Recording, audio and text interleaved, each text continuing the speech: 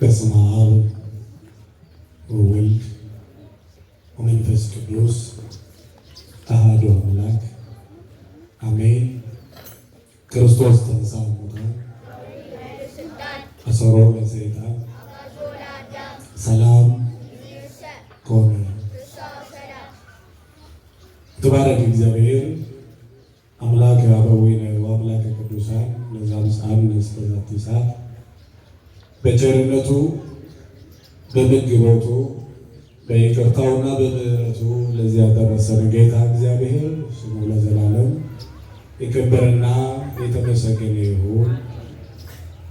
እጅግ የተወደዱ ክቡር መምህራችን የዚሁ ደብር የስብከተ ወንጌል ክፍል ኃላፊ፣ እጅግ የተወደዱ ክቡር መምህራችን መጋቤ ሐዲስ መምህር ሙሉቀን ቅዱስ ገብርኤል ቤተክርስቲያን ሰባኪ ወንጌል በዝማሬ ያገለገሉ ወንድማችን ዘማሪ ዲያቆን ዕዝራ፣ እንዲሁ ደግሞ በበገና ያገለገሉ ወንድማችን ዳንኤል፣ መምህራን ወንጌል የእግዚአብሔርን ቤተ መቅደስ እንደ ምድራዊ ስርዓት ሳይሆን እንደ ካህኑ ዘካርያስ እንደ ሰማያዊ ስርዓት የምታገለግሉ አባቶቼ ካህናት፣ ወንድሞቼ ዲያቆናት፣ የሰንበት ትምህርት ቤት አባላት እግዚአብሔር ይሻለኛል ብላችሁ ከሞቀው ቤታችሁ በማይመቸው ስፍራ ላይ የሚመቸውን ሕያውና ዘላለማዊ ቃሉን ለመስማት የተገኛችሁ እናቶቼና አባቶቼ፣ ወንድሞቼና እህቶቼ ልባችሁ ንጹሕ ስለሆነ እግዚአብሔር አስበልጦ የሚወዳችሁ ሕፃናትንም ጨምሮ ሁላችሁም በወደደንና ባፈቀረን ፍቅሩንም ደግሞ እስከ ሞት ድረስ በገለጠልን በአንድ ልጁ በኢየሱስ ክርስቶስ ፍጹም ሰላም ሰላም እላችኋለሁ። እንደምን ከረማችሁ?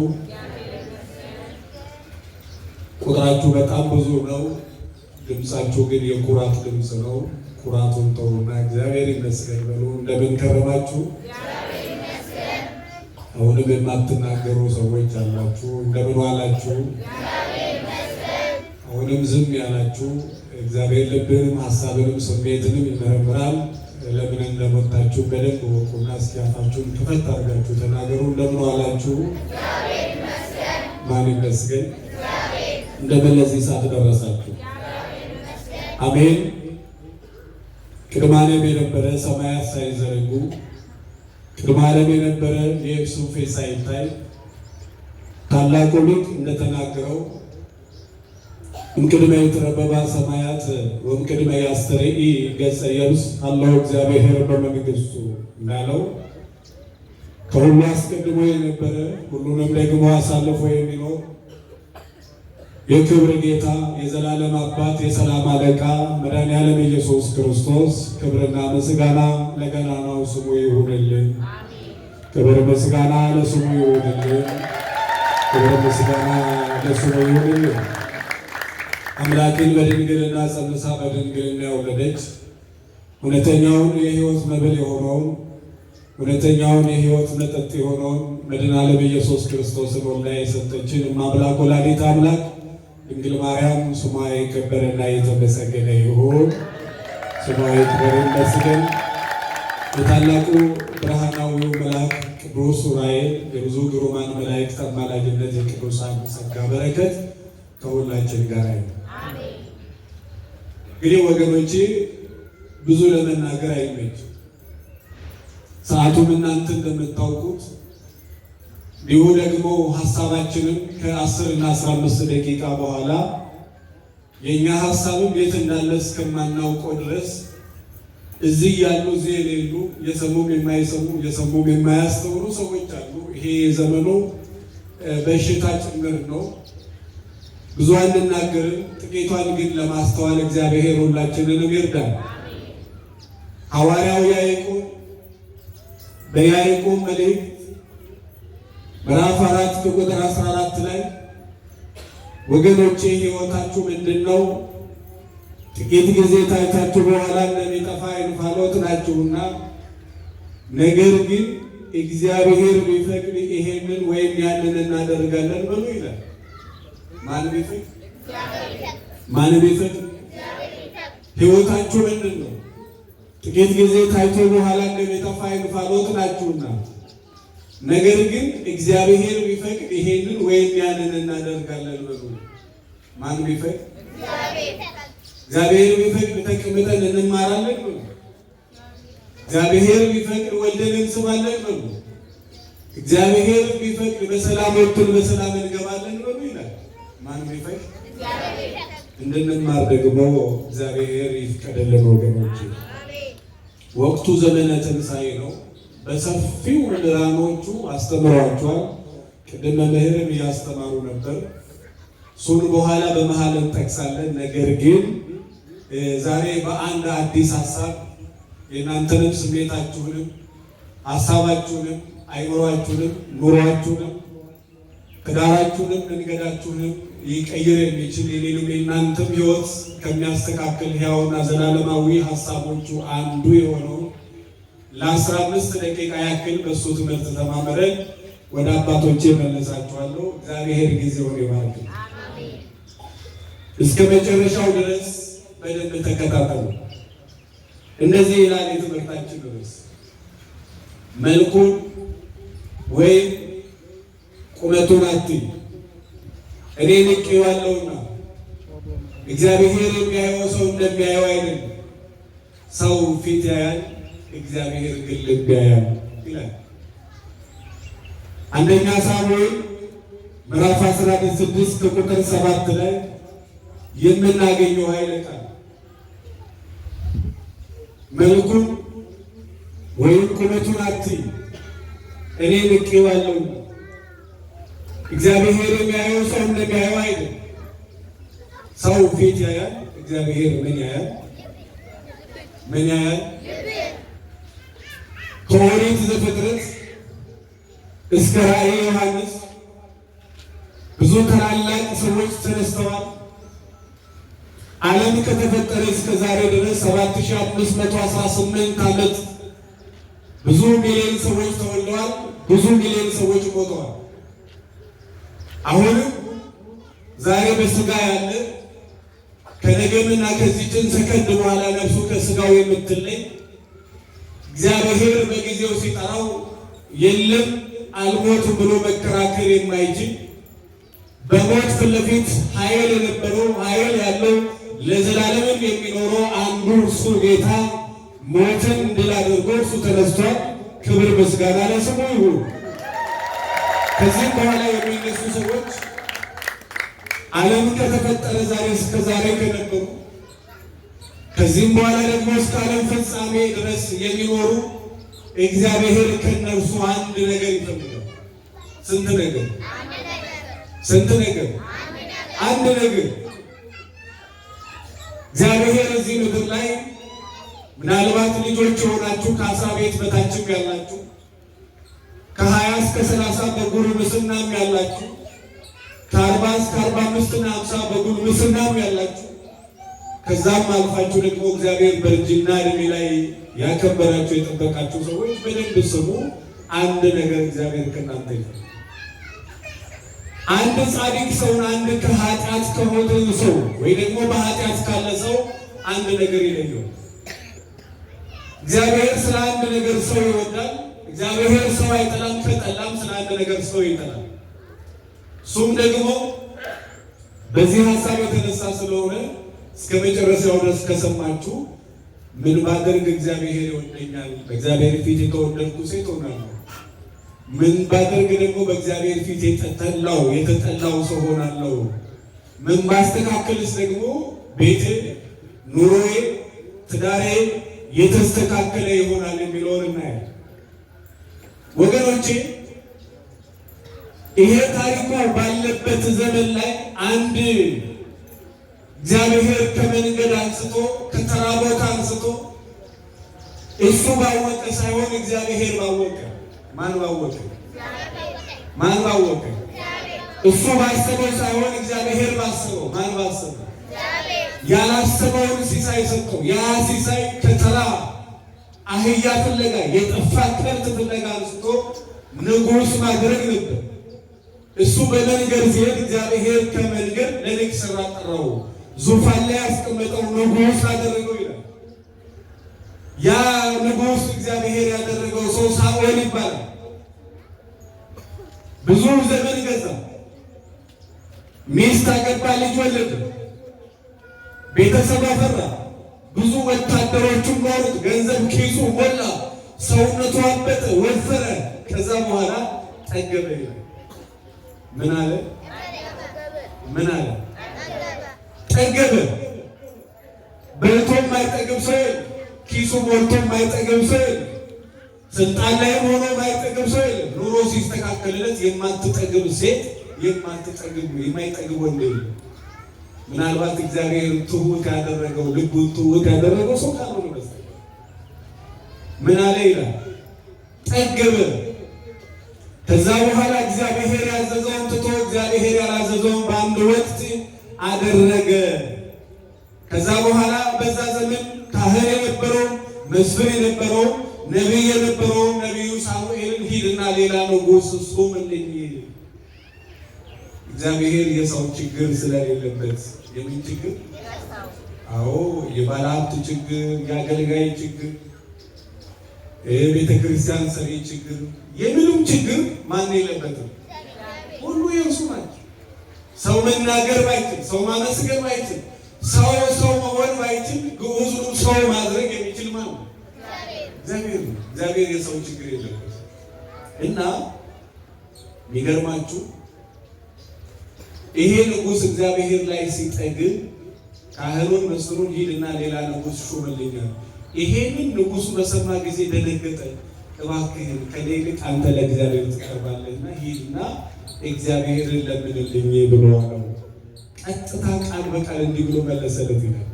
ንጉሥ እንዳትሆን እግዚአብሔር ልቆሃል። ምን እንዳትሆን? ምን እንዳትሆን? ንጉሥ እንዳትሆን ማን ልቆሃል? እግዚአብሔር ልቆሃል። እንደዚህ ከመዋረድ እግዚአብሔር ይሰውራል። ሰው ቢልቅ ምን ያመጣል? ምን ቢያከብር ምን ይጨምርላል? ምን ባል ሚስቱን ዝቅ ቢያደርጋት ምን ይጨምርላል? ምን ይቀንስባታል? ምን ክብር ለማን? ክብር ለራሱ ነው እንጂ ለእግዚአብሔር ነው። ራሱን ያከበረ ሰው ምን ይላል? ያከብራል። ራስን ማክበር ለራስ ነው። ሚስትን ማክበር ለራስ ነው። ንጉሥ እንዳትሆን ማን ልቆሃል አለው? እንደዚህ ከመዋረድ የእውነት እግዚአብሔር ይሰማል። እንደነገርኳችሁ ሰው ቢያከብራችሁ ባያከብራችሁ ምንም ይጨምርላችሁ ሰው ነገር የለም። ከመናናቅ ግን መከባበር ይሻላል። ብዙ ጊዜ ምን ይባላል? እንደው ባካችሁ ወንድ ልጅ በክብሩ፣ ወንድ ልጅ በክብሩ። እኛ ክብራችን ክርስቶስ የግል እኛም ማናውቀው ክብር የምታውቀው ካለ በሰውነት ተከባበር። ክርስቶስን ማክበር የሚታወቀው ባለቤቷን ስታከብር። ከዛ ባለፈ ግን ክብራችን ማን ነው? ማን ነው? ክብራችን እግዚአብሔር ነው። ለመከበር ደግሞ የሚያስከብር ስራ መስራት ጥሩ ነው። ሴትም ለመከበር ወንድም ለመከበር የሚያስከብር ስራ ስራ። ከዛ በኋላ ክብሩኝም ባትል ትከበራለህ፣ ውደዱኝም ባትል ትወደዳለህ፣ ስሙኝም ባትል ትሰማለህ፣ ፍሩኝም ባትል ትፈራለህ። ለምን? የሰማይና የምድር ጌታ እግዚአብሔርን ስለምትፈራ ሰው ሁሉ ይፈራሃል። አባቶቻችን እነ ቅዱስ ጳውሎስ ሮምን የሚያንቀጠቅጥ ጸጋ ነበራቸው። ከማን ጋር ስለሆኑ? ከማን ጋር ስለሆኑ? ለዛ ነው ቅዱስ ጳውሎስ በሮሜ 8 ምዕራፍ 31 ላይ እንግዲህ ምን እንላለን? እግዚአብሔር ከኛ ጋር ከሆነ ማን ይቃወመናል? ሰው መጨነቅ ያለበት እግዚአብሔር ከእርሱ ጋር እንዲሆን። በዚህም ምዕራፍ የምናየው እግዚአብሔር የሳኦልን ምኑን ናቀበት ካላችሁ ልቡን። እስኪ ምኑን በደንብ ስሙ። ዛሬ በ20 ደቂቃ ውስጥ ትንሽ መንገዳችሁን ቀይራችሁ ትገባላችሁ። እግዚአብሔር ማደሪያው ልብ ነው። ምንድን ነው? መልክ አያይ፣ አፍንጫ አያይ፣ ቁመና አያይ፣ እውቀት አያይ። መልክ ቢያይ ቁመና ቢያይ ማን ያገለግላል? ቤተክርስቲያን ራሱ እግዚአብሔር ፊት ቢያይ ኖሮ፣ ቁመና ቢያይ ኖሮ፣ እውቀት ቢያይ ኖሮ ያለምን ምናምንቴ እንዲሁ የመረጠው እኮ እሱ የፍቅር አምላክ ያለምን ትልቁን ነገር ጥበቡን ለማሳፈር እና እግዚአብሔር ፊት አያይም፣ መልክ አያይም፣ ቁመና አያይም። አንድ ነገር ግን ሳይደራደር አንድ ነገር ያያል። እሱ ምን ያያል? በደንብ በሉ እስኪ ምን ያያል?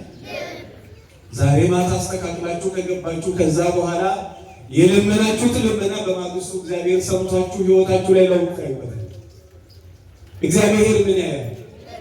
ሰው ምን ያያል? ፊት። አንድ ሴት አንድ ባል ለመውደድ አንድ ወንድ ልቧ ውስጥ እንዲገባ መልኩን ታያለች፣ ቁመቱን ታያለች፣ ዘሩን ታያለች፣ ሀብቱን ታያለች፣ መኪናውን ታያለች፣ ንግግሩን ታያለች፣ አለባበሱን ታያለች፣ ብዙ ነገር ታያለች ለመውደድ። እውነት ነው እውነት አለ? እውነት ነው እውነት አለ? ተናገሪ ብትሽ ኮር ነው። እውነት ነው እውነት አለ? ውስጥሽ ይገባል ነው ዝም ብለሽ እንደዚህ ሁሉ አይገባም። ልጅቷ ነች አሁን ሱባኤ ባለ ማግባት እና እስኪ ዲለን እስኪ ምንም አትልም እስኪ ሱባኤ ሊቀሩ 15 ቀን ሱባኤ ሲገቡ ሰው በደንብ አጥናችሁና ምንም የሌለው ዳል እዛ ሱባኤ ሲጨርሱ እግዚአብሔር አልፈቀደም ብለው ብታይ ፊት ያለ ሰው መልክ ያለ ቁመና ያለ ወንድ ልጅም ብዙ ነገር ያለ ለመውደድ ሰው ብዙ ነገር ያለ እግዚአብሔር ብቻ ነው ልብ የሚል። ማን ብቻ? ማን ብቻ? ዓለም ላይ አንድ እግዚአብሔር ብቻ ነው ልብ የሚያየው። መንግስት መስሪያ ቤት፣ የግል መስሪያ ቤት፣ ቤተ ክህነትም ቤተ መንግስትም የሚታይ ብዙ ነገር አለ። ትምህርት ይታያል፣ እውቀት ይታያል፣ የሆነ ነገር ይታያል። እንደዚሁ ዝም ብሎ የሚወድ ሰው የለም። እንደዚሁ የሚወድ መድኃኒዓለም ኢየሱስ ክርስቶስ ብቻ እንዲሁ የሚወድ። ለዛ ነው ዓለሙን እንዲሁ ወዶታልና። እስኪ በሉ ዓለሙን እንዲሁ ወዶታል። ምንም የሚወደድ መልክ ሳይኖር ስራ ሳይኖር እንደው እንደዚህ የምትወድ ሚስት እግዚአብሔር ይስጥ። ያንተ ሀብታም መሆን፣ ያንተ ቤት፣ ያንተ መኪና፣ ያንተ ምንም ነገር የማያሳስባት ሰው ነው ብላ በሰውነቱ የምትወድን እግዚአብሔር ይስጥ። ወይ ደግሞ ሰው ነሽ ብሎ በሰውነትሽ የሚወድሽን ሰው እግዚአብሔር ይስጥ። አዎ መጀመሪያ ምን ይቀድማል? ሰውነት። መጀመሪያ ሰውነት ይቀድማል። ከሰውነት ቀጥሎ ብዙ ነገር ይቀጥላል። እናንተ ወንዶችም ካላችሁ ልብ የሌላትን ሴት አይደለም፣ ልብ ያላትን ፊትም ባይኖራት ቢኖራትም ልብ ያላትን ምን ያላትን እግዚአብሔር ልብ ያላትን ይስጣችሁ። አዎ ይሄ መልክ ላይ ቁመና ላይ የምትንጠለጠሉ ሰዎች ወረድ ብለው ይሄ ረዘመ፣ ይሄ አጠረ፣ ይሄ ወፈረ፣ ይሄ ቀጠነ፣ ይሄ አፍንጫው፣ ይሄ ጆሮ፣ ይሄ አንገቱ እንዲሆነ እሱ ለመርዘሙ እሱ ለማጠሩ ምን ያደረገው ነገር አለ? የእግዚአብሔር ስራ ነው። የማን ስራ ነው? የማን ስራ ነው? በዓለም በጣም እንግዲህ አታምነው ታስጠላለች የምትባለዋ ንብ ነች። ምንድን ነች? አልተረጋገጠም፣ ግን በቃ ብዙ አታምነው። መልክ የላትም፣ ፊት የላትም፣ እግር የላትም፣ ምንም የሌላት ንብ ናት። ዓለም ላይ ግን እንደ ንብ ጥሩ ጣዕም ያለው ነገር የምታመር ሴት ነች። ሰው በፍሬው ይሄ ማለት እንግዲህ ፊትም የሌላት ቁመትም የሌላት መልክም የሌላት ሴት ሙያተኛ ነች እያልኳቸው ነው። አዲስ አበባ ላይ የዛሬ 10 ዓመት አንዱ ዲያቆን ነውና ጸጋዬ መልክ የሌላት ሴት ለካህን ትሆናለች አሉኝና መልክም የሌላት ቁመትም የሌላት ጸጉርም የሌላት መልአክ ምንም ነገር የሌላት መሪጫ ያገባዋል። እውነትም ምንም የላትም። ወያም የለ፣ ጸባይም የለ፣ መልክም የለ፣ ጥርስም የለ፣ ፊትም የለ። እዛ አቅሟ ደግሞ ትማግጣለች። እግዚአብሔር የተባረከውን ይስጣል። እግዚአብሔር ምን ያያል? ልብ ያያል። እግዚአብሔር ማደሪያው ምንድን ነው? ልብ ነው። ለእግዚአብሔር መስዋዕት ማቅረቢያው መሰዊያው ምንድን ነው? ልብ ነው።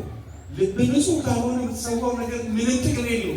መጀመሪያ ንጹህ መሆን ያለበት ምንድን ነው? ልብ ነው። እንግዲህ አንዳንድ ነገሮችን ልበልና ትምህርቶቻችንን ሰብሰብ እናደርጋለን። ስለ ልብ ንጽህና እግዚአብሔር ልባቸው ንጹህ የሆኑትን እንዴት እንደወደዳቸው፣ ልባቸው ንጹህ ያልሆኑትን ደግሞ እንደዚሁ ዕድሜ ልካቸውን እየደከሙ እንዴት እንደኖሩ እናያለን። ልባቸው ንጹህ የሆኑትን እንዴት እንደሰማቸው፣ ትዳራቸውን፣ ስራቸውን፣ ስልጣናቸውን እንዴት እንደባረከላቸው፣ እነዛ ደግሞ ዕድሜ ልካቸውን እየየ እንዳሉ እንዴት እንደሚኖሩ እናያለን። እንግዲህ በዚህ በሐዋርያት ሥራ ምዕራፍ 5 ቁጥር 3 ላይ እንደዚህ ነው። ሐናንያ ሆይ መንፈስ ቅዱስን ተዋሽና ከመሬት ሽያጭ ላይ ታስቀር ዘንድ ሰይጣን ልብህን ስለምን ሞላው?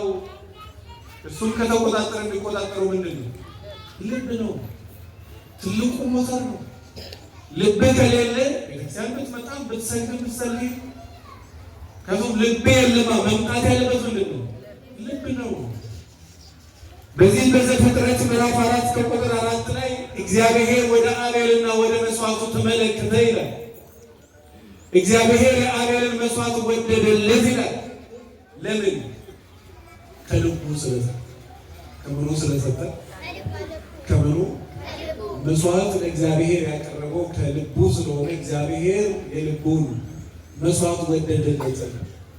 ወደ ቃየል መስዋዕትና አልተመለከተ። እግዚአብሔር ግን ወደ አቤልና ወደ ምኑ ተመለከተ? ወደ መስዋዕቱ ተመለከተ። የማርቆስ ወንጌል ምዕራፍ 12 ከቁጥር 44 ላይ አንድ ድሃ መበለት ሴት ሁሉም ካላቸው መቀነታቸውን ከኪሳቸው ገንዘባቸውን ሲሰጡ 500 1,000 10,000 1 2 ሲሰጡ መቀነቷ ላይ የህርሟን 2 ሳንቲም 2 ዲናር ቢኖራት እንኳን ፈታ ሁለቱንም ለእግዚአብሔር ሰጠች። እውነት እላችኋለሁ ከሁላችሁ እሷ አስበልጣ ምን አለች? ሰጠች። ከምኗ ስለሰጠች? ከምኗ? ከልቧ ስለሰጠች። እግዚአብሔር የልብ መስዋዕት ይወዳል። ለዛ ነው እግዚአብሔር የተሰበረ መንፈስ ይወዳል ነው። የተሰበረ መንፈስ ይወዳል። ይህ መንፈሷ፣ ሀሳቧ፣ ስሜቷ፣ ሰውነቷ፣ አይምሯ በእግዚአብሔር ፊት የተሰበረ ሀሳብም፣ ስሜትም፣ አይምሮ፣ ሰውነትም፣ ፍላጎትም፣ ልማድም ሁሉ ነገር በእግዚአብሔር ፊት የተበረከከ ሲሆን እግዚአብሔር ይቀበላል። በአፍ ብቻ ሳይሆን በእጅ ብቻ ሳይሆን ሁለቱም አንድ ላይ ለእግዚአብሔር። ለማን ወገኖች? ለማን? ሁለት ነገር አይደለም፣ አንድ ነገር ያላትን አንዱን ለኪሴ አስቀርጨ ያላትን ሰጠች። እግዚአብሔር መስዋዕትን ምን አለላት? የሉቃስ ወንጌል ምዕራፍ 8 ከቁጥር 44 ላይ አንድ ሴት 12 ዓመት ሙሉ ደም ሲፈሳት ነበረ። ስንት ዓመት? ስንት ዓመት? ሴቶች እህቶቼ ወር በገባ ለ5 ቀን ለ6 ቀን ምናልባት የወር አበባ ያ ነገር ትንሽ ጊዜ ከተለጠጠ ከ10 ቀን ከ5 ቀን በላይ ከሆነ ኪሎ መቀነስ፣ የባህሪ ለውጥ ብዙ ነገር ያመጣል። እቺ ሴት ስንት ዓመት እንደሚፈሳት ነበር? 12 ስንት ዓመት? 12 ዓመት። በእውነት እግዚአብሔር እንደዚህ የሚያኖር ደም እየፈሰሳት ማን ያኖራት ነበር? እግዚአብሔር ለትልቅ ስራ ያስቀመጣት ሴት 12 ዓመት ደም እየፈሰሳት እግዚአብሔር ያኖራት ነው። ምን እየፈሰሳት? አዎ ደም እየፈሰሳት እግዚአብሔር ያኖራት ነው።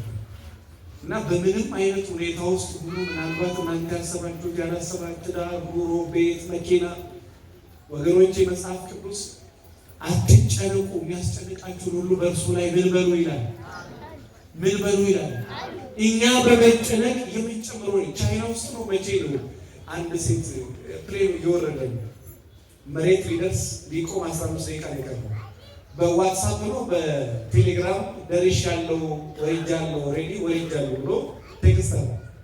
ከ15 ደቂቃ በኋላ ግን አልወረደም። በ15 ደቂቃ ልዩነት አስታውሳለሁ። እኔ እንኳን እዚህ አዳማ ሰው ቀብረን ኤሌክትሪክ ይዞ ቁልፍ ግቢ ውስጥ ረስቶ ቁልፍ በአጥር ዘልዬ ቁልፉን ከፍታለሁ። እስኪን በመታከል እዚህ ግባ በማትባል ገመድ ኤሌክትሪክ ፈንድቶ በስንት አሁን በዚህ ታይቶ ብዙ ወገኖች እግዚአብሔር ካረዳን በስተቀር ማን ካረዳን? ያንተ ጉልበት፣ ያንተ ውፍረት፣ ያንተ ሰውነት፣ ያንተ እውቀት፣ ያንተ ጭንቅላት፣ ያንተ ጥበብ፣ ያንተ ባለስልጣናትን ማወቅ፣ ባለሀብት ማወቅ ምንም የሚሰራው ነገር የለም እግዚአብሔር ካላገዘ። ያንቺ ሰው ማወቅ፣ ያንቺ ቆንጆ፣ ያንቺ መቅላት በርበሬ ይቀላል። ምንም የሚያመጣው ነገር የለም ማን ካረዳሽ በስተቀር። አዎ ወገኖቼ በመልካችሁ ብቻ የምትመኩ ሰዎች ገንዘባችሁ ላይ እንደው ካርታ ፕላን በእጃችሁ የገባችሁ ሰው ብዙም አትኩራሩ። 10 ካርታ ፕላን ያለው ቤት ውስጥ ካርታ ፕላን 10 ቤት ላይ አውጥተው ሆስፒታል የሚኖሩ ሰዎች እናውቃለን። የ30 የ40 ሚሊዮን ብር መኪና ኒሳን ፓትሮል እየገዙ በዊልቸር እየተገፉ ቢኖሩ ሰዎች እናውቃለን። በኩሩ እንደ ባሬላ በጭቃ እንደ ጭቃ በባሬላ የሚገፉ ሰዎች እናውቃለን። እግዚአብሔር ካረዳን በስተቀር ወገኖቼ የምታገለግሉ ሰዎች ራሱ አደራችሁን የምትዘምሩ ጌታ ሆይ አንተ አንደበቱ ነኝ፣ በሌላ ያንተ ስራ በበገናዬ ላይ በመዝሙሬ ላይ በቅዳሴ ላይ በሌላ ያንተ ስራ እግዚአብሔር በእኛ ላይ ካልሰራ የእኛ ንግግር ይሄ እጅ የሚል ንግግራችን የሚሰለች ንግግራችን በእኛ ላይ ስራ ካልሰራ ወገኖች ካልሰራ እግዚአብሔር ሆይ በእኔ ላይ ስራ አንተ በእኔ ላይ ስራ ካልሰራ የኔ ጩኸት የኔ ድካም ከንቱ ነው። በእኔ ላይ ስራ ባለስልጣናት እዚህ ካላችሁ ባለሀብቶች ካላችሁ ጌታ ሆይ በእኔ ላይ አንተ ስራ አለበለዚያ ከንቱ ድካም። ስለዚህ በነገር ሁሉ እግዚአብሔር ካረዳን አቅም የለንም ወገኖች። ለዛ ነው ነቢዩ ኢሳይያስ እስትንፋሱ በአፍንጫው ያለው ሰው ማን ካልፈቀደ አይሆን። አዎ ከዚህ ከራስ ፀጉር አንስቶ እስከ እግር ጥፍር ድረስ የደም ዝውውር አለ። ሕክምና ላይ ያላችሁ ዶክተሮች ታውቃላችሁ፣ የደም ዝውውር አለ። ይሄንን አንተ ሌሊቱን ሙሉ ራስን ጥለጭልጥ ባለ እንቅልፍ ላይ ሌሊቱን ሙሉ ያተነፋፈስ ስርዓትን እየተቆጣጠረ የሚያድረው በመድኃኒዓለም ቸርነት ነው። ስሙ የተመሰገነ። አዎ ከዚህ ከራስ ፀጉር እስከ እግር ጥፍርን ደግሞ የደም ዝውውር አለ። ይሄንንም ሌሊቱን ሙሉ እየተቆጣጠረ በሰላም የሚያነጋ እግዚአብሔር ማን ነው? በዚህ በኒውሮ ሳይንስ ትምህርት አይምሯችን ውስጥ ያሉ የነርቭ ሴሎች ብቻ አይደለም፣ አዳዲስ የነርቭ ስርዓቶች ይዘረጋሉ። ይሄን አንዱ የነርቭ ስርዓት ከተበላሸ በጣም ችግር ነው። ዝም ብለህ አይደለም የቆምከው። አይምሮ ውስጥም ያለው ሰውነት ውስጥ ያለው የነርቭ ስርዓት የሚከታተል እግዚአብሔር ነው።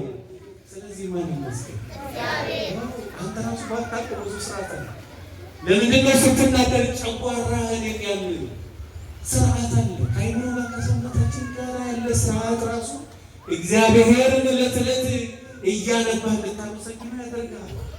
ይሄ አይን ውስጥ ያለ ይሄ ጆሮ ድምፅ ሲወጣ ምን ገብቶ ምን ወጥቶ ድምፅ ቢወጣው ዝም ብሎ አይደለም። የማን ስራ ነው? ማን ካረዳ ላይ ማን ካረዳ? አንገታቸው እንደዚህ ተይዞ ወደዚህ ለመዞር እንደዚህ ሰውነታቸው ቢዞሩ ስንት እናውቃለን። የእውነት እግዚአብሔር የሰጠን ጤና ቀላል ዋጋ እንዳለው አይመስልም። አንድ ኩላሊት ፌል አድርጋ መከራ የሚያዩ ሰዎች እናውቃለን። ገንዘብ አለኝ እታከማለሁ እንዳትል ቤታቸውን 40 ሚሊዮን ብር ሸጠው እስከ ህንድ ድረስ ሄደው ሬሳቸው የተመለሰ ሰዎች እናውቃለን። ስለዚህ ስጋ ለባሽ ከሆንክ ብዙ አትኩራራ። ራስን ዝቅ አድርግና ከኃይለኛው ከእግዚአብሔር በታች ራስን አዋርድ። እንደዚህ በቸርነቱ የሚያኖርሽ ሴት ካለሽ ደግሞ ትዕቢትና ጥጋብሽን ተይና የምላስሽንም ስድብ ተይና በባለቤትሽ ፊት ለፊት ባለቤቴ ሆይ ጌታዬ ሆይ አባቴ ሆይ ባልን ማገልገል ክርስቶስን ማገልገል፣ ሚስትን ማገልገል ክርስቶስን ማገልገል። እንደዚህ በቸርነቱ በእግዚአብሔር እቅፍ የምትተነፍስ ሰው ከሆንክ በአንተ በእግዚአብሔር ቸርነት ከተነፈስ በአንተ ቸርነት ደግሞ በአንተ ደግነት ደግሞ ሰራተኛ በቤት በሰላም እንድትውል በሰላም እንድታድር።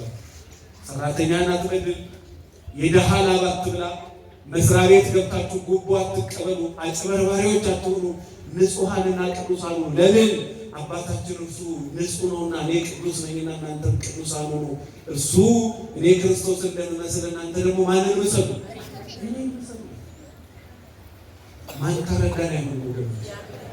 ቤተ ክርስቲያን አስቀድሰው 14 ሆኖ ክርስትና አስመስለው የቤተ ክርስቲያኗን አስፋልት ሳይሻገሩ ያለቁ ሰዎች እናውቃለን። ጌታ ሆይ አንተ ብትፈቅድ ነገ ደግሞ በሰላም ተኝቼ ወደ ስራ እሄዳለሁ። እኛ ከዚህ ከወንድሜ ጋር ገና አዲስ አበባ ነው የምንሄደው፣ 100 ምናምን ኪሎ ሜትር በሰላም ማን ሲያስገባ ነው? ያንተ ጎበዝ ሹፌር መሆን አያዋጣም። መሪ ቆልፋል ወዳጄ፣ መሪ ተቆልፋ አስፋልት ላይ ትቀራለህ። ያን ሁሉ ተከታትሎ በሰላም የሚያነጋ በሰላም የሚያስገባ እግዚአብሔር ብቻ ነው። ማን ብቻ ነው ወገኖች? እግዚአብሔር በአምልኮቱ እሱ ቀናኢ ነው። እግዚአብሔርን እንደሚገባው መጠን ተገዙለት፣ እንደሚገባው መጠን። ቤተ መቅደስ ውስጥ ዛሬ ላይቭ የምንገባበት ዘመን ነው። አንዳንድ የሩቅ አገር ኮፕቲክ ቤተክርስቲያን አንዳንድ ጳጳሳትን አገኛለሁና ስልካቸውን አይከፍቱም። ይዘው ቤተክርስቲያን አይሄዱም። እኛ ቲክቶክ እዚህ ላይ የዝሙት ፊልሙ እዚህ ቤተክርስቲያን ውስጥ ምናምን አንዳንዱ ማመቀጣጠሪያ ጭምር ነው። ያልታደለ ስልክ ይዘው አይሄዱ። ለምን? ከማን ጋር ለማውራት ነው? ከእግዚአብሔር ጋር። እባክህን ባርከኝ፣ ስራዬን ባርከው፣ አንደበቴን ባርከው፣ ልጆቼን ባርክልኝ፣ መንገዴን ባርክልኝ፣ ሀገሬን ሰላም አድርግልኝ፣ ቤተክርስቲያኔን ስራልኝ። እዚህ ጋር የተጀመረው በጸሎት ራሱ ጊዜ የላቸው። እኛ እዚህ ከመጣን ላይቭ ነው። እዚህ ከመጣን እግዚአብሔር ይማረው። እግዚአብሔር ደግሞ ቀናይ ነው። እንደዚህ ብትቀልድ የሚሰማን እንዳይመስል። እዚህም እዛም አፌዛ ነው ብለህ ብትል ሌላው ላይ ትንሽ ትዕግስት ሊሆን የማይታገስበት ነገር አለ። ትዕቢት አምጥተሃል፣ ጥጋብ አምጥተሃል ማለት። እግዚአብሔር ደግሞ ጥጋበኛን አይታገስም። እግዚአብሔር እንደ ትዕቢተኛ ቶሎ የሚያጠፋው የለም። ናቡከደነፆር የሚባል አንድ ንጉሥ ነበረ። እውነትም ብዙ ወታደሮች፣ ብዙ ሀገር ይገዛ ነበረ። ህዝብ ሰበሰበና እኔ ነኝ ፀሐይ ማወጣው ማስገባው እናንተን ማኖራቸው አላቸው ይላል። እግዚአብሔር ወዲያው አይምሮውን መታው ይላል። ምኑን መታው? እንደዚህ ሲደነባበር ወንበር ላይ ሊቀመጥ ሲል ጭራሽ ጨርቁን አውጥቶ ጥፍር አውጥቶ ጫካ እንዲገባ አድርጎ ጎንበስ ብሎ 7 ዓመት ሳር አስጋጠው ይላል። ስንት ዓመት? 7 ዓመት። ጥጋበኛ መቅጣት ይችልበታል እግዚአብሔር፣ ማዋረድ ይችልበታል እግዚአብሔር። 7 ዓመት ጎንበስ ብሎ ለከብት እግዚአብሔር ሳር አስጋጠው። ቀጥታ ሳር ያልበሉ እግዚአብሔር ግን አሁንም አፈር ከድሜ ያስጋጣቸው ሰዎች። እንደዚህ ከመዋረድ እግዚአብሔር ይስጥ። ከነሱ ተሽለን እንዳይመስላችሁ። እግዚአብሔር መሐሪ ስለሆነ ነው፣ ለትምህርት ነው። እግዚአብሔር ግን መሐሪ ነው። ከ7 ዓመት በኋላ ልቤን መለሰልኝ። ዋልቦ ማለት ለመንግስቱ በመኮና ነው ሌላቱ ልቀቱ። እግዚአብሔር ምሕረቱ ብዙ ነው፣ ይቅርታው ብዙ ነው፣ ቸርነቱ ብዙ ነው። ስሙ ለዘላለም የተመሰገነ ይሁን። በጎነቱ ብዙ ነው፣ ቻይነቱ ብዙ ነው። እንደ ሰው የሰውን ስራ፣ የሰውን ድካም፣ የሰውን ኃጢአት፣ የሰውን በደል የሚቆጥር አይደለም። እግዚአብሔር በምሕረቱ ባለጸጋ ነው። ስሙ ለዘላለም የተመሰገነ ይሁን። እዚህ የተቀመጥነው ስራ ስላለን ሳይሆን አባታችን እግዚአብሔር መሐሪ ስለሆነ ስሙ የተመሰገነ ይሁን። እዚህ ለብሰን ያለነው ውስጣችን ነጭ ሆኖ ሳይሆን እግዚአብሔር መሐሪ ስለሆነ። ምን ስለሆነ? ምን ስለሆነ? ደም የሚፈሰው በእጃችን፣ ጽንስ የሚጨናገፈው በእጃችን። ግብረ ሰዶምኛ አንዳንድ ጊዜ አደባባይ ላይ ግብረ ሰዶም እንቃወማለን ይላል አንዳንድ ሰው። እኛ ቢሮ ስንት በተክሊልና በቁርባን የተጋባ ሰው ቤት ውስጥ ግብረ ሰዶም ነው። አደባባይ ላይ ግብረ ሰዶም እንቃወማለሁ። አንተ አይደለም ቁጥር 1 ግብረ ሰዶም። እግዚአብሔር አይዘበትበት። በራስህ ንጹህ አድርገህ ውጪውን እግዚአብሔር ይማራቸው በል። ማን ይማራቸው? ተውና ይሄ ስለ ሰውነት ላይ የምታወራው ሰው ተውና ከኃጢአት ጋር ታገል። አንድ የቤተክርስቲያን ቅዱስ አባት እንደዚህ ነው፣ የሰው ልጅ ከሰይጣን ፈተና በላይ ችግር የሆነበት የገዛ ልማዱ ነው ይላል። ከዝሙት መላቀቅ መከራ የሆነበት፣ ከኃጢአት መላቀቅ መከራ የሆነበት ስንት ትውልድ እያለ ከገዛ ስጋ ፈቃድ ከልማድ መገላገል ከብዶ በየት በኩል የሰይጣን ፈተና ለቅዱሳን አባቶቻችን ነው እየተፈተኑ ያሉ። እኛም በአቅማችን እየተፈተኑ፣ ከአቅማችሁ በላይ እንዳትፈተኑ ማይፈቅድ እግዚአብሔር ታማኝ ነው። ነገር ግን ከፈተናው ጋር መውጫውን ያዘጋጅላችኋል ይላል። ስለዚህ ወገኖቼ እንደ ቸርነት፣ እንደ ምሕረት፣ እንደ በጎነት፣ እንደ ርኅራኄ እንደማን ምሕረት ነው ያለው? እንደማን ምሕረት? እኛ ስራ የለንም ወገኖች። እግዚአብሔር መሐሪ ስለሆነ፣ እግዚአብሔር ቻይ ስለሆነ። ግን እግዚአብሔር ቻይ ነው ብላችሁ ደግሞ ኃጢአት የምታበዙ ሰዎች፣ በደል የምታበዙ ሰዎች መጽሐፈ ሲራክ እንደዚህ ነው፣ እግዚአብሔር መሐሪ ነው ብለህ ኃጢአት አታብዛ። በደል ሰርቼ ዘሙቼ ገድዬ ጉቦ ተቀብዬ ዝሙት ሰርቼ እግዚአብሔር አላጠፋኝም አትበል። እግዚአብሔር ብዙ ዘመን ይምራልና፣ ብዙ ዘመን ደግሞ እግዚአብሔር ይታገሳልና እንጂ እግዚአብሔር ያያል። ዓይንን የፈጠረ አያይም ወይ? ጆሮን የፈጠረ አይሰማም ወይ? ብዙ ኃጢአት ሰርቼ እግዚአብሔር አላጠፋኝም አትበል። እግዚአብሔር ብዙ ዘመን ምን ይላልና ይማረን ወገኖች። ያለነውም እግዚአብሔር ምሕረቱ እጅ ላይ ስላለ እግዚአብሔር የልብ አምላክ ነው። የምን አምላክ ነው ወገኖቼ? እንደ ወንድሞቼ እንደ አደራችሁ ዛሬ ልብህን ንጹህ አድርግና በሰላም ተኛ። ዛሬ ልብሽን ንጹህ አድርግና በሰላም ተኛ። የተቀያየማችሁ ባልና ሚስቶችም ካላችሁ እርግፍ አድርገውና ይቅር ለእግዚአብሔር በልና በሰላም ሰላም ፍጠር። እድሜን አታውቁም፣ ኑሮን አታውቁም። የምትጫወትባቸው ሰዎች ካሉ ደግሞ ይቅር ለእግዚአብሔር ብለህ ተው። 4-5 ወንድ አግበስብሰሽ የምታወሪ ሴትም ካለሽ እርግፍ አድርጊና አንዱን የተባረከውን ሰጠኝ ብለሽ ለምኝ።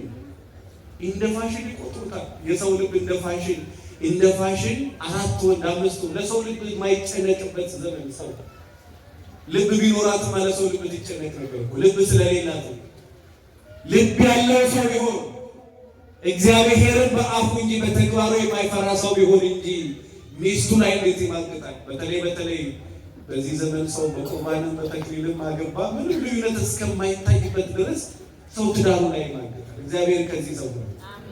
4-5 አግበሱ ምን ሊያደርግልሽ ነው? የኔ እናት ምን ሊያደርግሽ ነው? በቅርብ አንድ ሴት ከ6 ልጅ በላይ አስወርዳ ወደ ቢሮ የመጣች አግብታ ቢባል ልጅ የለም። ለካ ረጅሙን ዓመት ልጅ ማስወረድን እንደ ቢዝነስ ከአንድ ሰው ታረግዝና 5 ወንዶች አጠገባሉ። አርግዣለሁ ብር ስጠኝ እያለች ብር እየተቀበለች ያረገዘችበትን እያሳየች ከ4 ነው ከ5 ወንዶች ብር ትሰበስባለች። ንግድ ትነግዳል። እነዚህ ነው እንግዲህ ሰው ባረካሉ ብሎ ሄዱ። እግዚአብሔር ይማረው 5 ጊዜ። ከዛ በኋላ 6ኛ ትዳር አገኘሁ ብላ ቆይቶ ቢባል የለም እንመርመር ተብሎ ሲባል አይ በጣም ብዙ ጊዜ ልጅ አስወርዳለች እንጂ ከዚህ በኋላ አትወልድም ተባለ። የትኛው መሬት ተሰንጥቃ ይዋጣት? የትኛው ወገኖቼ በዝሙት የኖርንበት ዘመን ቤተ መቅደስ ውስጥ ገብተህ እግዚአብሔር የተባረከ ትዳር ሰጥቶ ያኔ እንባ ይመጣል። ምን አለ ክብሬ በጠበቅ፣ ምን አለ ስጋዬን በጎሰሙ። ቅዱስ ጳውሎስ ስጋዬን እየጎሰሙ ተገለግላሉ። ይፈታተናል እኮ እኛም ስሜት አለን። እናንተ ሁላችንም የሚፈትነን ብዙ ነገር አለ። ስጋህን እየጎሰምክ አገልግል። አልሻል ካለ 24 ሰዓት አልሻል ካለ 2 ቀን ምግብ አትብላ። ከዛ በኋላ የስጋ ፈቃድ ካንተ ውልቅ ወደራሹ ጥፋን ንጹህ ሰው ሰላም ሰው አንደበቱን የተቆጣጠረ እስከ 9 ሰዓት እስከ 10 ሰዓት አስቀድሳችሁ ሰላሙን አይታችኋል። የስጋ ፍላጎት የለ፣ ስድብ የለ፣ ቁጣ የለ። ስጋህን እንደዛ እየቀጠቀጥከው ነፍስህን ለእግዚአብሔር ማስገዛት አለ። የስጋህን ፈቃድ ለነፍስ ፈቃድ ማስገዛት አለበለዚያ ከላይ የሆነና ይቆጣጠርና በተፈለገ ጫት ቦታ ሲጃራ ቦታ በተለይ የዚህ ዘመን ህፃናት ሴቶች ክለብ መሄድ ነቁ ነገር ጭፈራ ቦታ እስክስታ እንደ ትልቅ ነገር መጠጣት እንደው እዚህ ውስጥ መጠጥ ሰዎች ካላችሁ አረባ ክራስን አታዋጭ። ቤተክርስቲያን አካባቢ ያላችሁ እንደው ለቤተክርስቲያን ውለታ ዋሉላችሁ። ቤተክርስቲያን መጠጣት ታስገቡ። እንዴት ብለን እናስተምር? አንተ ከቢራ ከድራፍት ሳትላቀቅ ቄሱ ከቢራ ሳይላቀቅ እንዴት መጠጥ ተውለን እናስተምር? እንዴት የሚጠጣ ሰው እንዴት አትጠጡ ብሎ ያስተምራል? ባካችሁ እናንተም ለመጽሐፍ ቅዱስ ደግሞ ይላል ከታናናሾች ላንዱስ እንኳን መሰናክል ከምትሆን የወፍጮ ድንጋይ ባንገትህ ታስሮ ወደ ጥልቁ ባህር ብትገባ ይሻላል። አንተም ማንንም አታሰናክል፣ አንተም በማንም አትሰናክል። ጠጪ ባል አርያ ምሳሌ ሊሆን አይችልም። እስከ ምሽቱ 4 ሰዓት 5 ሰዓት ጠጥቶ የሚገባ ወንድ ለሚስቱ አርያና ምሳሌ ሊሆን አይችልም። ስለዚህ በተቻላችሁ መጠን ልባችሁን ለማንጹ አድርጉ። ትምህርት ይጨርሻል። ለማንጹ አድርጉ። ለማን? ለእግዚአብሔር። በእግዚአብሔር ፊት ልባችሁን ንጹህ አድርጉ። ከዛ ደግሞ ማቴዎስ ወንጌል ምዕራፍ 8 ከቁጥር 5 ላይ ኢየሱስ ክርስቶስ በቅፍርናሆም ሲያልፍ 100 አለቃ የ3 ቀን መንገድ ተጉዞ ወደ ኢየሱስ ክርስቶስ መጣ። ኢየሱስ ክርስቶስ ጋር ሲደርስ ከሰረገላው ወረደና ለኢየሱስ ክርስቶስ ሰገደለት። ምን አለለት? በዚህ አጋጣሚ የትህትና ልብ ያላችሁ ሰዎች እግዚአብሔር ይባርካችሁ። እግዚአብሔር ትሁት ሰው ይወዳል። ምን ይወዳል? እንደው ትሁት ሚስት ካለሽ ባሌ ብለሽ ጎንበስ ቀና ምናምን የምትይ ሴት ካለሽ እግዚአብሔር ይባርካችሁ። አሁንም ወንዶች እንደዚህ አይነት ልብ ካላችሁ እግዚአብሔር ከዚህ በላይ ይባርካችሁ። ከሌለህም ከዛሬ ጀምሮ ይሁን። እግዚአብሔር አንድ ነገር ይጠላል። አደራህን ቶሎ መዋረድ ካልፈለክ በስተቀር ትዕቢተኛ ሰው ነው። በብርሃን ፍጥረት እግዚአብሔር ከምድረ ገጽ ከሚያጠፋው አንዱ ትዕቢተኛ ሰው። ወደ ላይ ማደግ ከፈለክ በስራህም በኑሮህም በትዳርህም በስራህም ሁሉ ማደግ ከፈለክ ከኃይለኛው ከእግዚአብሔር በታች ራስህ ምን አድርግ ዝቅ ዝቅ አለ። እግዚአብሔር ትሁት ወርዶ እሱ የሰማይና የምድር ጌታ ሲሆን ጎንበስ ብሎ የደቀ መዛሙርቶቹ እግር አጠበ ይላል። ሴቶች እየሰማችሁ ነው? ወደ ግራ ወደ ቀኝ አትይ፣ በደንብ በስሚ በደንብ ወደዚህ። የባለቤትሽ እግር ማጠብ ክብሩ ላንቺ ነው። ለማን ነው? ክብሩ ላንቺ ነው። ጎንበስ በይና ባለቤትሽን አግኝ። እሱ ምንም ይሁን ምን የእሱን ችግር እግዚአብሔር ይጠይቀው። ጎንበስ በይና ባለቤትሽን አግኝ። ጎንበስ ብለህ ሚስትን አገልግላት። ያን ጊዜ ነው ስራ ሁሉ ይሳካል። አለበለዚያ እየታሸ ትኖራለህ። ይቀር ለእግዚአብሔር የእሷን አጣቄቶ እያረገች እሱ። ሴቶችም ካላችሁ ባሎቻችሁን አክብሩ። ማክበርሽን ደግሞ በብዙ ነገር ትገልጫለሽ። መጽሐፈ ምሳሌ ስለ ልባም ሴት ግቢና አንብቢ። ልባም ሴት ምን ታደርጋለች ይላል? በሕይወት ዘመኗ ሁሉ ባለቤቷ ላይ ክፉ አታደርግበትም። እኔ ወንዱ ራሱ ነው ቺንግባና ነው ሚስት ለመምረጥ ይመቻል። መጽሐፈ ምሳሌ ምዕራፍ 31 ከቁጥር 11 ጀምሮ ልባሟን ሴት ማን ሊያገኛት ይችላል ይላል? የዛሬዋ ፀጉሯ ያለቀ ጥፍር የሌላት እግር የሌላት። ለምን መንከባከብ አትወድም? ይሄ 300,000 ብር ሁማኔር አለ ስትነቅለው ፀጉሯ ስታስነቅስ ወጥ ውስጥ የሚገባ ነው። ጥፍሯን በትክክል አትንከባከብ። ይሄ መሰንዘራ ነው የሚያክለው ጥፍሮቿ። እንዴ የከተማዎቹ ትንሽ ይበሉ፣ ከገጠር ደግሞ ይወጣችሁ እናንተ ምን ናችሁ? አንድ ጊዜ ጥፍር እንዲያርቅ ራስሽ ላይ ስሪ፣ ሴት ራሷ ላይ መስራት አለባት የሚባል ቪዲዮ ሰማችና ይሄን የሚያካክል ጥፍር ገጥማ ወጥ የሰራች ነው። ምንድን ነው ማግኘት ይላል ተለፈበት ግራ ሰውየው ወጡ ሳይቆ ዋጥ ነው ትግራለ ኩላሊት ተጠርቶ ነው ይላል። ጥፍሩ ከና መጀመሪያ ሞያሽ ላይ ስሪ። ጥፍር ምን ያደርግልሻል? ይሄ ፊታቸውን ተቋቁሎ ጽጌረዳ ሳትቋቋል የምታምረው ይሄ ሌላ ጂፕሰም ራሷ ላይ ትብረት ስትታጠብ ነው መጀመሪያ ላይ ነው።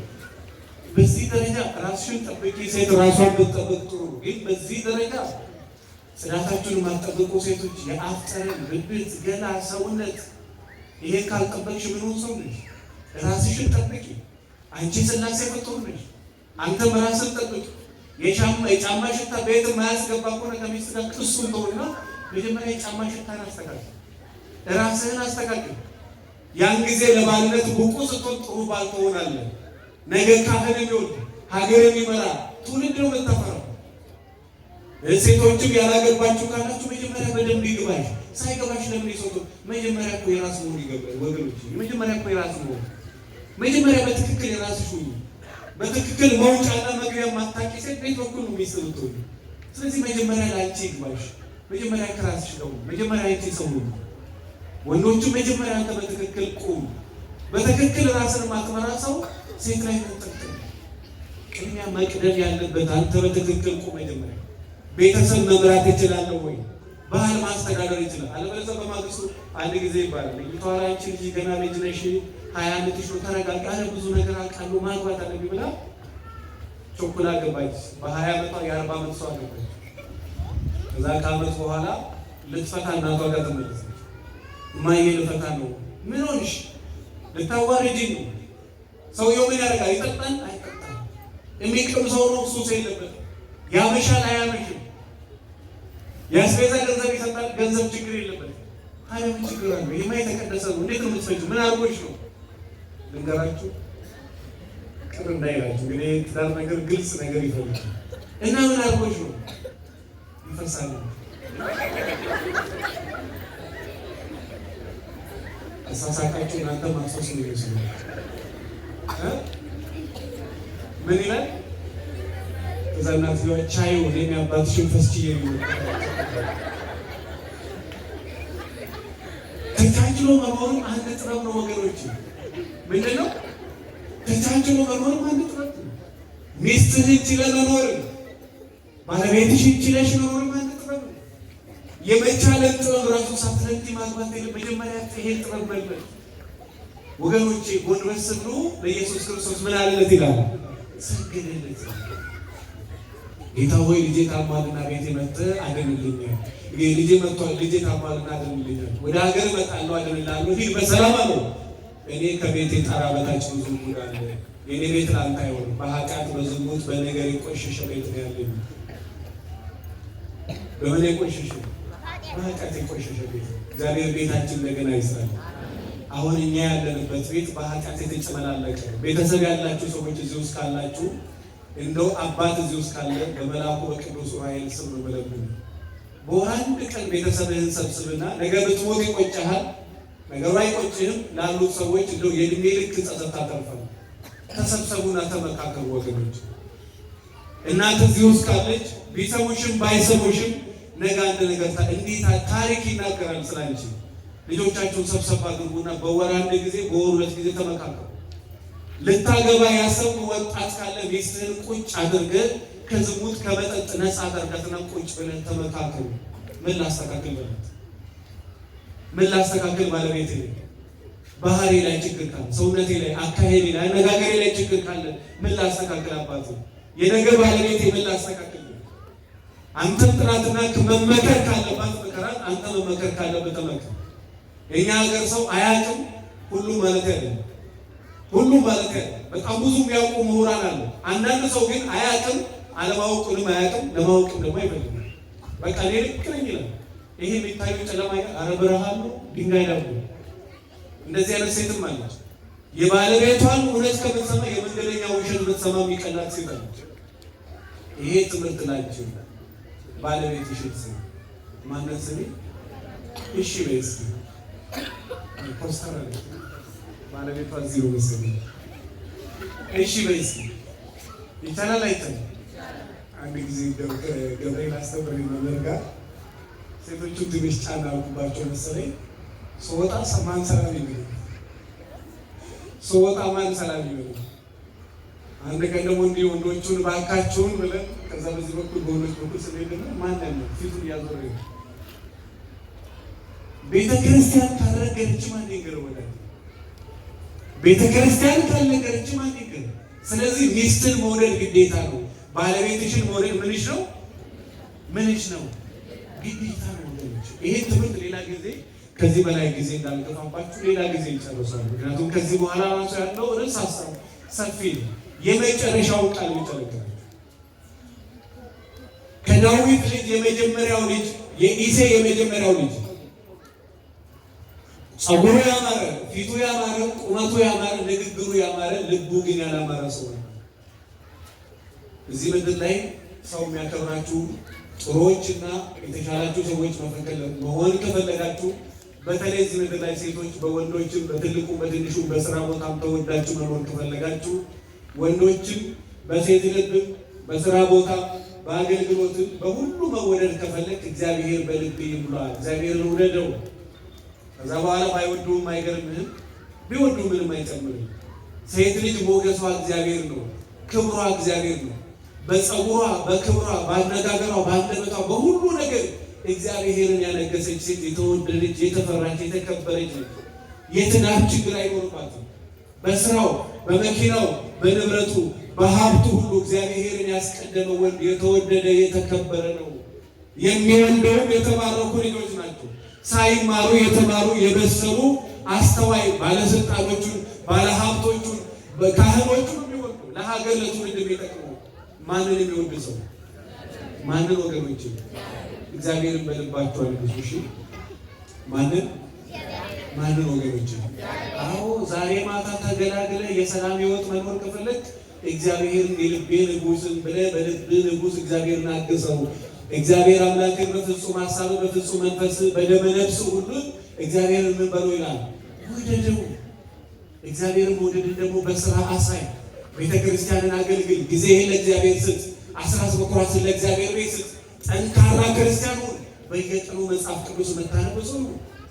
እንዴት 40 ዓመት እዚህ ምድር ላይ ኖረ አንድ ጥቅስ አታውቅም? እንዴት 30 ዓመት ኖረ አንድ ጥቅስ እንዴት አታውቅም? እንዴት የ20 ዓመት ጎረምሳ ሴት ሆነሽ እንዴት አንድ ጥቅስ አታውቂም? አንድ ጥቅስ። እንደዚህ ከመዋረድ እግዚአብሔር ይሰውራል። እናቶችን ቡና ጀርባ የአሰስ ገሰሱን የባህጹን የቆጡን የመንደር ወሬ የሚመለከታችሁ ነበር። ስለ እግዚአብሔር ተነጋገሩ። ስለ እግዚአብሔር ሀሳብ፣ ስለ እግዚአብሔር ስራ፣ ስለ እግዚአብሔር ነገር ተነጋገሩ። ይሄ ነው የክርስቲያን ሕይወት። የክርስቲያን ኑሮ ይሄ ነው። በስራ ቦታችሁ ሌሎቹን አይቷችሁ ከሆነ ይሄ በእኛ በስነ አይምሮ ምናምን ላይ ይሄ ማኒፑሌት ማድረግ የሚባላል። ቀድመው ሊያሳስቱ ሲፈልጉ ምን ብሎ ይሉሃል? አንተ በጌታ ነህ ወይ ብሎ ይጠይቋል። አይደለሁም ብለህ ከመለስክ በቃ ይዛ ቀን ሞታ እና በማን ነህ? ጌታን ተቀብላለች ይባላል። እኛ ማንን ነው የምናመልከው? ማንን? ይሄ ያለ ማንበባችን ውጤት ነው። ማንበብ አንፈልግም፣ መማር አንፈልግም፣ ማየት አንፈልግም። ከዛ የተነሳ በየቀኑ በአንዳንድ ጥያቄ በሚፈጥሩ ነገሮች እናንተ ማርያምን ታመልካላችሁ። አምልከን እናውቃለን? እናውቃለን? ይሄ ሳይኮሎጂካል ጌም ይባላል። የጭንቅላት ጨዋታ ይባላል። ይሄ ሳይኮሎጂካል ጌም የጭንቅላት ጨዋታ ይባላል። ይሄ ያለ ማንበብ ውጤት፣ መጽሐፍ አለማየት። አንተ ተረድተህ ሚስትን አለማስረዳት። በቅርብ በተክሊል ያገባ ሰው ሚስቱ ሃይማኖት አለው አፍ አለኝ ብሎ ያወራል እንዴ? ለስሙ እሱ ሰባኪ ነው። ለስሙ እሱ ሰባኪ ነው። አንድ ቀን ቁጭ አድርጎ ሄዶ ብር መልቀም እንጂ አስተምሮኛ ያቅም። እንግዲህ አስቡት፣ በተክሊል ያገባ ሰባኪ ሚስቱ ሃይማኖት ስትለውጥ። እግዚአብሔር ከዚህ ይሰውራችሁ። አዎ አንተ መጽሐፍ ቅዱስ ገልጠህ ማታነብ ከሆነ ነገ የሚመጣውን አታውቅም። ልጅ ምን እንደምትሆን አታውቅም።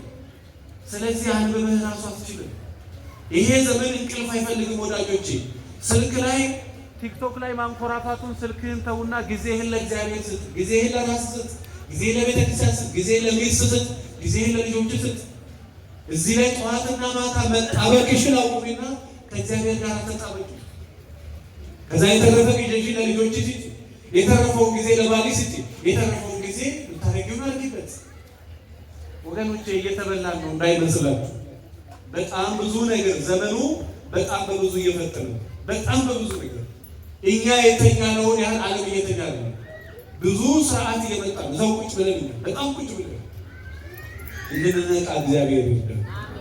መልኩን አሳምሮ ፀጉሩን አሳምሮ ልቡ ግን የለም። እግዚአብሔር ናቀው ይላል።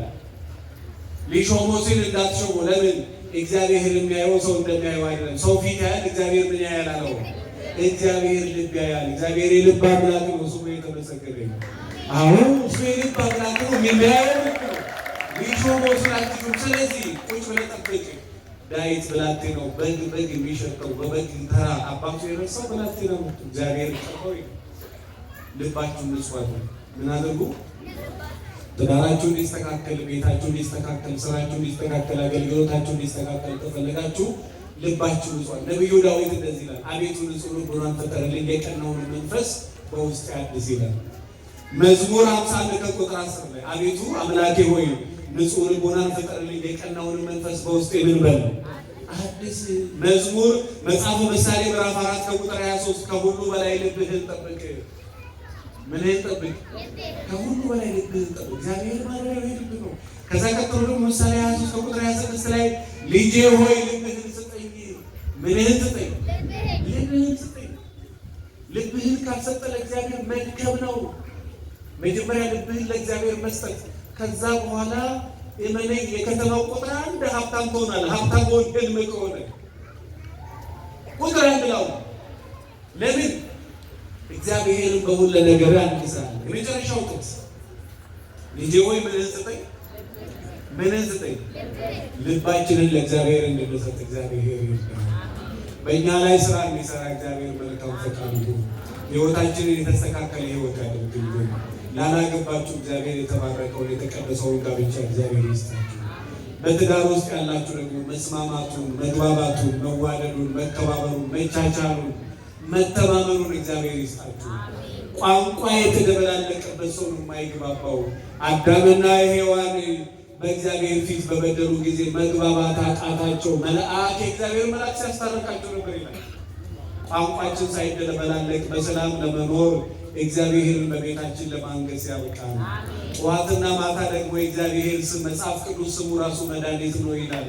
ለጭቅጭቅ የእግዚአብሔር ስም መድኃኒት ነው። ጭቅጭቅ ከቤታችሁ እንዲወገድ ከፈለጋችሁ ጠዋትና ማታ ጌታዬ ሆይ በቤቴ ግባ፣ ባለቤቴን ባርካት፣ ሀሳቧን ባርከው፣ ንግግሯን ባርከው፣ እርምጃዋን ባርከው፣ ሙያዋን ባርከው። አዎ አለበለዚያ ባደረ ወጥ በታይፎድ ታይፈስ ትገለሃለች። እጇ አይጣፍጥላትም። አንድ ቅዱስ ገብርኤል እዛ ሳስተምር እባክህ ሚስቴን እዛ ጋር ነች 15 ዓመት ሙሉ ብረት ድስት አጥባታቅም ዘው ለቅለቅ አድርጋ ላው ላይ በዛ ላይ ወጧ እሷ ራሷ አትበላውም እባክህ ንገርልኝ አለ። ነገርኩለት ያቆረጠች አዎ እግዚአብሔር እጇን ትከሻዋን የባረካትን ካልሰጠ በስተቀር ራሷ ታማንተን በሽተኛ ታደርጋለች። ወገኖች ይሄ ዘመን ክፉ በቅርብ የሆነውን አንድ ነገር ብቻ ነገራችሁና ትምህርት ይልቻል።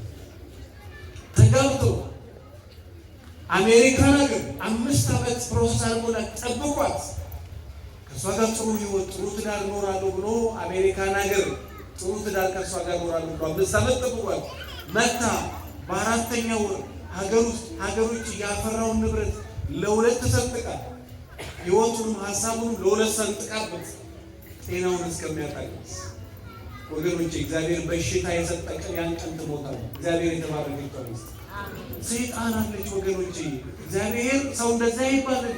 የሰይጣን ግብር ያላቸው ሰዎች አሉ። የተረገማለ ራሱ ቦታችንም የሚገል ካልሆነ እግዚአብሔር የተረገመውን እንኳን የቀደሰልሽ ነው። ስለዚህ ጸሎተኛ ሴት ሆኚ ጸሎተኛ ሰው ትዳሩ ህይወቱ የተባረከ ነው። ስለዚህ የተቀደሰችዋን እንዲሰጥ ጠዋትና ማታ በእግዚአብሔር ፊት ተንበርከክ ለማለት ነው። እግዚአብሔር ይባርካችሁ፣ እግዚአብሔር ይጠብቃችሁ። መምህራኖቹንም እግዚአብሔር ይባርክልን። እጅግ የምወደው ወንድሜ መምህር ብሩክንም ደግሞ እግዚአብሔር ይጠብቅልን። አስገድደው ግድ የለም ገዝቻለሁ ሂድና አገልግል ሲሉኝ ብዙ ፕሮግራም በተለይ እንደ አይነት ቦታ ላይ ከአዲስ አበባ 8 ሰዓት ተነስታችሁ እስከ ምሽቱ 2 ሰዓት በጣም ካለው መጨናነቅ የተነሳ ከባድ ነው። ግን አባቴም ወንድሜም ስለሆኑ ሲያዙኝ ሮጬ ደስ እያለኝ የመጣሁትና እግዚአብሔር ቢፈቅድ ከደብሩ ሰባኪያን ጋር ደግሞ ተነጋግረን ሌላ ጊዜ መተን ከወንድማችን ጋር በበገናም ካለው እንዲሁ ደግሞ ከተወዳጁ ወንድማችን ዘማሪ ዝራም ጋር መተን እናገለግላችኋለን። እግዚአብሔር ይባርካችሁ፣ እግዚአብሔር ይጠብቃችሁ። ያስተማረንን እግዚአብሔርን እናመስግነው። ክብር ለስሙ ይሁን፣ ክብር ለሥላሴ ይሁን፣ ክብር ለመድኃኔዓለም ይሁን። የባረከን እግዚአብሔር፣ ያስተማረን እግዚአብሔር፣ የለወጠን እግዚአብሔር፣ ሀሳባችንን፣ ስሜታችንን፣ አይምሯችንን፣ ሁሉ ነገራችንን የቀየረ እግዚአብሔር ስሙ ለዘላለም የተመሰገነ ይሁን። እግዚአብሔር ይመስገን። እግዚአብሔር ይስጥልን።